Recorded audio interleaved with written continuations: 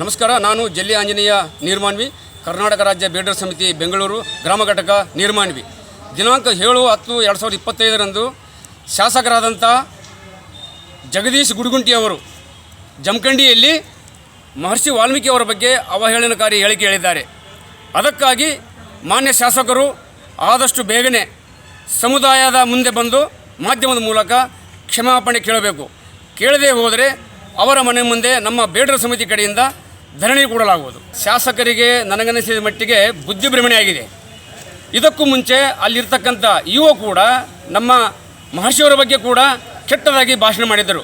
ಅದಕ್ಕಾಗಿ ನಾನು ಈ ಮಾಧ್ಯಮದ ಮೂಲಕ ಅವರಿಗೆ ಎಚ್ಚರಿಕೆ ಕೊಡ್ತಾ ಇದ್ದೀನಿ. ಒಂದು ವೇಳೆ ಅವರು ಕ್ಷಮಾಪಣೆ ಬಹಿರಂಗವಾಗಿ ಮಾಧ್ಯಮದ ಮೂಲಕ ಕೇಳಬೇಕು. ಮಹರ್ಷಿ ವಾಲ್ಮೀಕಿಯವರು ತಮ್ಮ ಕುಟುಂಬದ ಸಲುವಾಗಿ ಕಾಡಿನಲ್ಲಿ ಮಾಡಬಾರದಂಥ ಕೆಲಸಗಳನ್ನು ಮಾಡಿದ್ದಾರೆ ಅಂತ ನಮ್ಮ ಮಹರ್ಷಿಯವರಿಗೆ ಬಹಳ ಅವಹೇಳನಕಾರಿಯಾಗಿ ಹೇಳಿಕೆ ಕೊಟ್ಟಿದ್ದಾರೆ. ಅದಕ್ಕಾಗಿ ಅವರು ಆದಷ್ಟು ಬೇಗನೆ ಕ್ಷಮಾಪಣೆ ಕೇಳಬೇಕು. ಕೇಳಿದ ಪಕ್ಷದಲ್ಲಿ ನಾವು ರಾಜ್ಯಾದ್ಯಂತ ಅವರ ವಿರುದ್ಧ ಪ್ರತಿಭಟನೆ ಮಾಡಲಾಗುತ್ತೆ.